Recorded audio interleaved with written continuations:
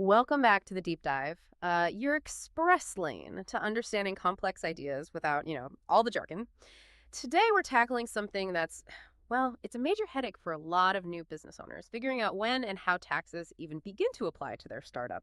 It's a world that often feels shrouded in confusing acronyms and pretty intimidating paperwork. We've actually drawn some incredibly practical insights for this deep dive from a great YouTube video by Kolonji Murray with Tax Assurances.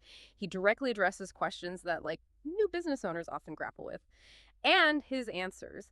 They really shed light on some common misunderstandings that can save you a lot of stress and maybe even save you some money. So our mission today is to cut through those assumptions and really pinpoint the actual moments your new business needs to start thinking strategically about its taxes. Okay, let's unpack this. So maybe let's kick things off with that really fundamental question, the one that keeps so many aspiring entrepreneurs up at night. You've got this brilliant idea, you're passionate, you're ready to launch, but then the practical side hits you. When do I really have to start doing tax returns for my business? It's a completely understandable anxiety point, right? You hear all this chatter about LLCs, limited liability companies or S Corp. Right, those specific corporate structure. Exactly. And it often feels like you need to jump through these huge legal hoops before you even start earning a dollar or even think about the tax authorities. Kolonji Murray, in the video we looked at, shared this perfect, really relatable scenario that illustrates this exact confusion. He was talking with a photographer, just starting out, full of enthusiasm, but totally uncertain about the admin side. And this photographer asked him straight up, at what point do I really have to start doing tax returns for my business? Yeah, it's such a basic question, but it's surprisingly misunderstood. It really resonates. And this is exactly where that widespread but often wrong assumption kicks in. So many people starting out really believe you must formally incorporate LLC, S Corp, maybe even a C Corp, the bigger ones. Right, that seems like step one. Exactly. They think, okay, I have to do that before any tax stuff begins. The logic is often, well, I'm just a sole proprietor, or I haven't officially registered yet, so I don't need to worry about the IRS. But as Kolonji clearly points out, that's just not the primary trigger, not from the IRS perspective when it comes to business activity. Your legal structure, it's super important for other things like liability protection or getting investment. Sure, absolutely. But it isn't what first dictates your requirement to file business tax returns. That tax clock, it starts ticking much, much earlier than most people realize. Yeah. That distinction is, wow, that's really the game changer for new entrepreneurs, isn't it? Because you get so wrapped up in all the advice about setting up the right legal entity, and it almost creates this mental block. Like you feel you have to have all your ducks in a row legally before you even think about earning money, or maybe more importantly, spending money.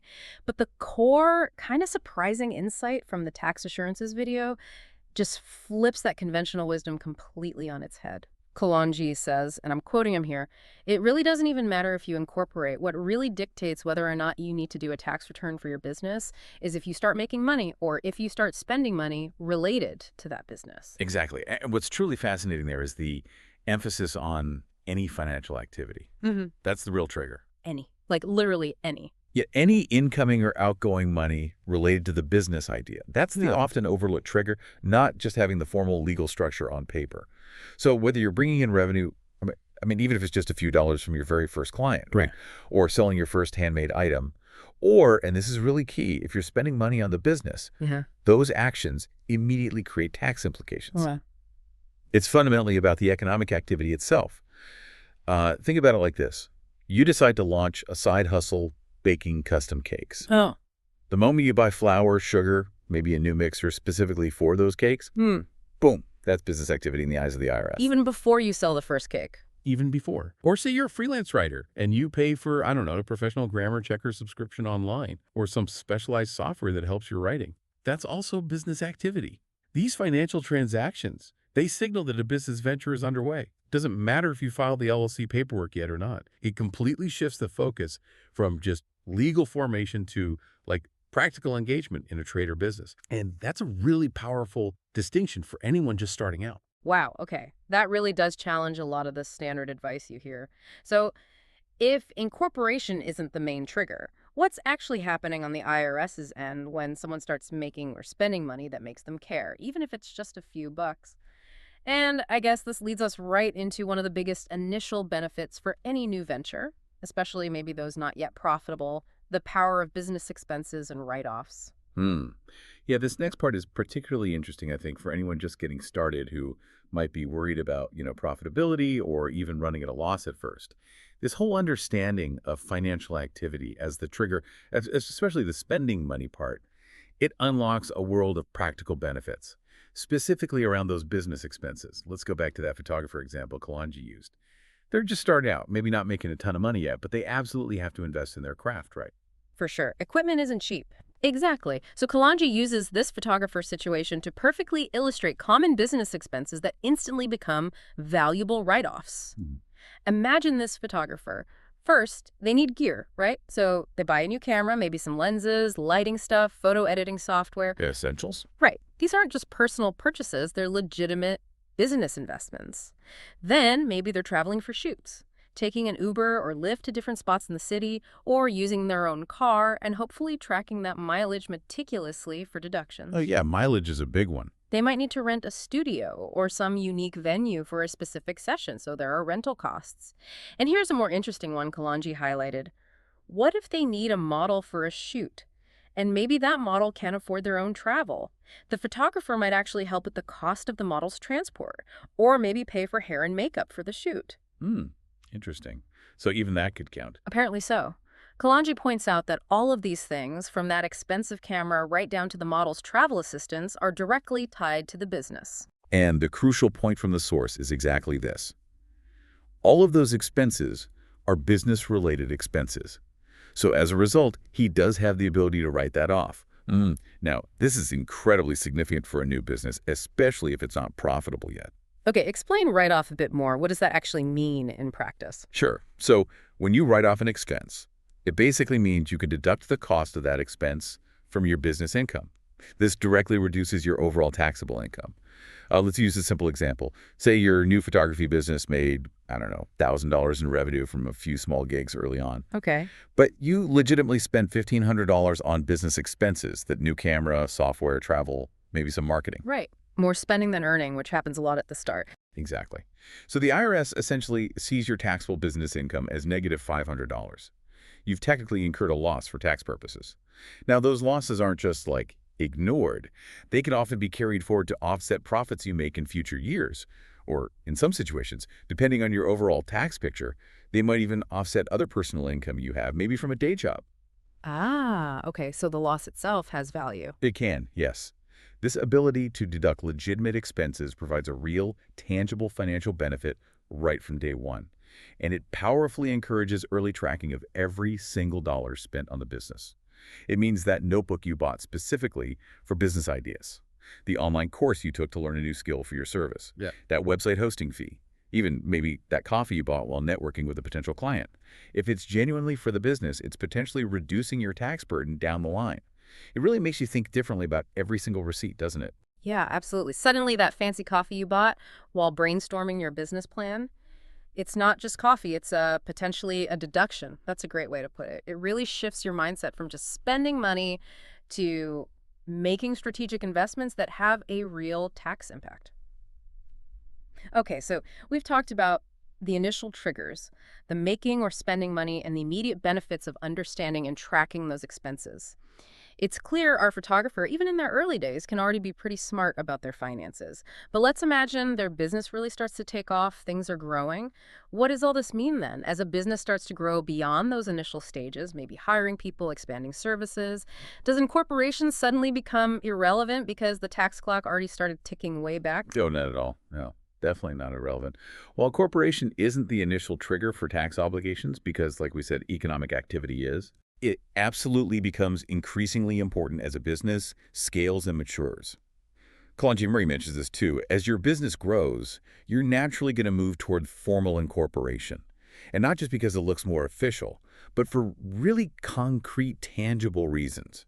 For example, formalizing as an LLC or a corporation gives you crucial legal protections, like it separates your personal assets, your house, your savings from your business liabilities. Yeah, the liability shield. That's huge. It's massive, especially as your business grows and you're dealing with more clients, bigger contracts, more potential risks. If your business gets sued, your personal stuff is typically shielded.